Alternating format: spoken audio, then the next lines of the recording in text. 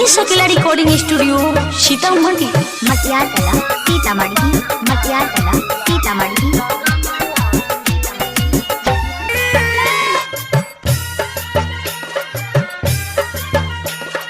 DJ विकास, DJ विकास। मटियार कला सीतामढ़ी, मटियार कला सीतामढ़ी। मिक्स बाय मनीष अकेला। देव के देव महादेव जी कहाले, गंगा के जल से सावन भर नहाले।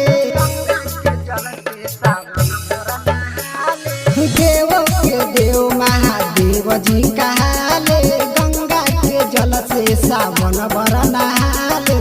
पुजरानी गईले बाबा के नगर हो, रोहित राजधानी गईले देवघर नगर हो, देवघर नगर हो, देवघर नगर हो, देवघर नगर हो, देवघर नगर हो।